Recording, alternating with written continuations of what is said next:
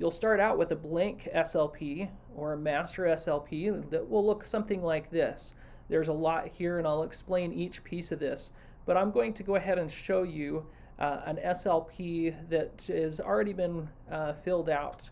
So you can see that you have your classes. You can add times in to help you focus on what times you're able to get assistance or help from the teacher directly. You'll be able to set a weekly goal. That weekly goal will be able to show you what you're working on.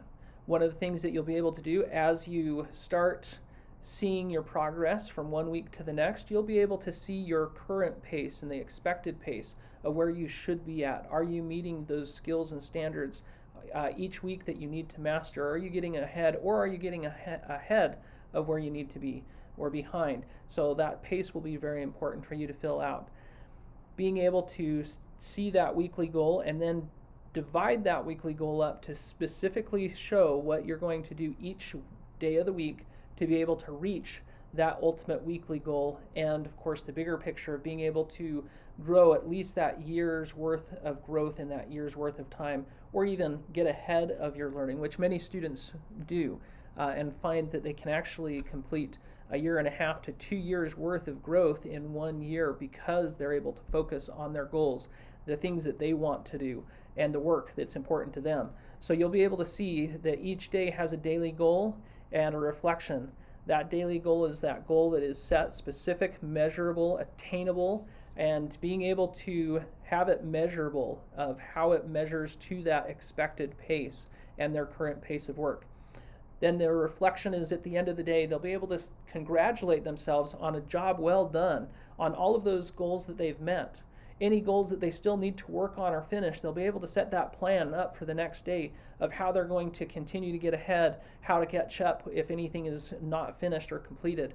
They'll be able to have those conversations with their teacher, who becomes a mentor for them, as well as to the parents, being able to communicate clearly of what needs to be done to reach that level of success that the student wants to attain.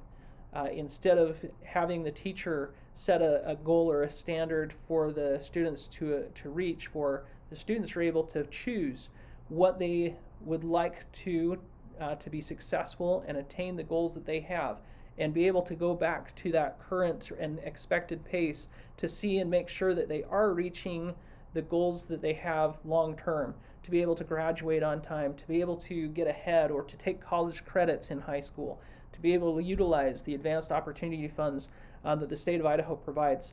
There's so many good resources here and a great example. So this orientation is to help you understand how this process works and how to be a successful student in the future of learning, being able to have the flexibility in the virtual world and be able to be successful as a student in the real world. And that's our orientation for this. Just know that your SLP, this is where we take attendance, this is where we have expectations for you as a student to really reach high and be able to be successful. So don't be surprised if your teacher asks you to complete sentences, to fix things that might need to be changed, because that's where the learning happens, and we're expecting that mastery of learning. So I hope this is helpful for you as you get started and as you start this journey in Wilder School District and in the Idaho Future Ready Academy for Virtual Learning. Thank you.